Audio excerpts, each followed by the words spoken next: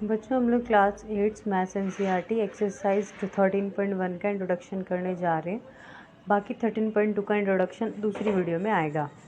सबसे पहले बात करते हैं 13.1 में हमें डायरेक्ट प्रपोर्शन के बारे में पूछा गया है। तो डायरेक्ट जो प्रपोर्शन है उसको हम इस फिगर की मदद से समझ सकते हैं। सबसे पहले आपको वेट ऑफ शुगर दिया हुआ है और कॉस्ट दी हुई है। वेट ऑफ शुगर को देखें तो आपको इनकी गैपिंग दिखाई देगी। 1 से 3 तक 3 की गैपिंग है, 1 से 5 तक 5 की, 1 से 6 तक 6 की, 1 से 8 तक 8 की और 1 से 10 तक 10 की। ऐसे ही आप कॉस्ट में चेक करेंगे तो 36 से 108 यानी 3 मल्टीपल बन रहा है। 36 को 3 से मल्टीप्लाई करेंगे तो 108 आएगा। ऐसे ही 36 को 5 से मल्टीप्लाई करेंगे तो 180 आएगा। मतलब जितनी सेम गैपिंग ऊपर की बन रही थी उतनी सेम गैपिंग नीचे की बन रही है। तो इसे हम डायरेक्ट प्रपोर्शन कहते हैं। मतलब अगर वेट इंक्रीज़ हो रहा है शुगर का तो उनकी कॉस्ट भी बढ़ रही है। तो इसे हम बोलते हैं डायरेक्ट प्रपोर्शन। अगर वेट इंक्रीज़ हो रहा है तो कॉस्ट भी इंक्रीज़ हो रही है, अगर वेट डिक्रीज़ होता तो कॉस्ट भी डिक्रीज़ होती। इसे बोलेंगे डायरेक्ट प्रपोर्शन, इसे बोलते हैं डायरेक्ट प्रपोर्शन। अब उसके बाद देखो, उसके बाद हमने एक एग्जांपल लिया है पेट्रोल का। पेट्रोल जो है वो इन लीटर में लिया है जिसे हमने एक्स माना है, और डिस्टेंस हमने किलोमीटर में लिया है जिसे हमने वाई माना है। हम इसे काट करके देखेंगे कि ये डायरेक्ट प्रपोर्शन है कि नहीं। तो हमने कैसे कट किया है, हमने 4 1 जा 4 लिया और फिर 60 को 15 टाइम्स में कट कर दिया 4 के टेबल से। तो फिर ये हमारा जो आंसर आएगा वो 1/15 आएगा। तो अब हमें अगला नंबर चेक करना पड़ेगा। जो अगला नंबर है अगर वो भी 1/15 आता है तो फिर हमारे डायरेक्ट प्रपोर्शन है। लेकिन 8 के नीचे तो कुछ भी नहीं दिया तो हम उसे डिवाइड नहीं कर सकते। हम उस वैल्यू को निकाल सकते हैं बट वो हम आगे सीखेंगे कैसे निकालना है। लेकिन अभी हमें 12/180 दिया हुआ है तो हम उसे कट करके चेक करेंगे कि उसे कट करने पर 1/15 आता है कि नहीं। ये हमारा फॉर्मूला है कि एक्स और वाई जो होते हैं उसे अपोन में रखते हैं तो इक्वल टू में कॉन्स्टेंट बनता है।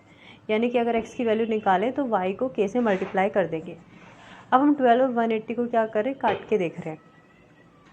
अब हम 12 और 180 को काट के देखेंगे तो हमने इसे 3 के टेबल से कट किया है। 3 4 जा 12 होता है और 360 टाइम्स में 180 आता है 3 के टेबल पे।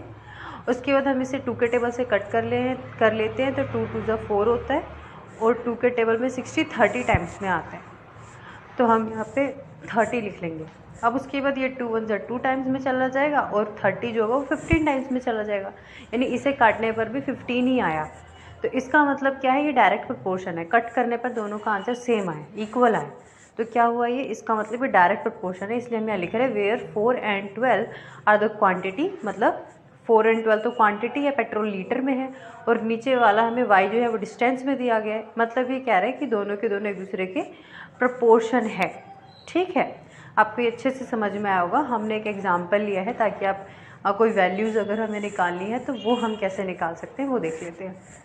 एक इलेक्ट्रिक पोल है जो कि 14 मीटर उसकी हाइट है, शेडो उसकी 10 मीटर है। आपको हाइट दी हुई है ट्री की, ठीक है, और शेडो हाइट हमें निकालनी है, शेडो आपको 15 मीटर दे रखी है। तो जो चीज़ दी हुई है हम इस टेबल के अंदर बना लेते हैं। हाइट को हम 14 लिख लेंगे, दूसरी हाइट हमें नहीं पता तो जो नहीं पता उसे x मान लेंगे। नीचे 10 है और उसके साइड में भी 15 है। तो 14/10 यानी हाइट और लेंथ को डिवाइड करेंगे, इज इक्वल टू में x लिखेंगे जो कि हमारे कांस्टेंट थे।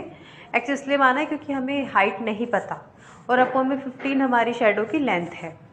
अब क्या करेंगे, 14 को 15 से मल्टीप्लाई करेंगे क्योंकि 15 डिवाइड में है तो इक्वल के उधर जाकर मल्टीप्लाई हो जाएगा, और अपॉन में 10 एज इट इज़ रहेगा। इसे हम कर लेंगे कट करने के बाद हमारी x की वैल्यू आ जाएगी।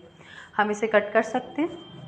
चलिए इसे कट कर लेते हैं। 2 के टेबल से 2 5 जा 10 होता है, 2 7 जा 14 होता है। उसके बाद ये 5 1 जा 5 हो जाएगा और 15 जो है वो 3 टाइम्स में आ जाता है और 5 के टेबल में। तो 7 3 जा 21 होता है। तो 21 हमारा आंसर आ जाएगा। मीटर भी लिख सकते हैं, 21 मीटर हमारा आंसर है क्योंकि हाइट हमारी मीटर के अंदर दी है। ये हमारा x की वैल्यू आ गई। वीडियो को लाइक शेयर जरूर करें। देखने के लिए थैंक यू।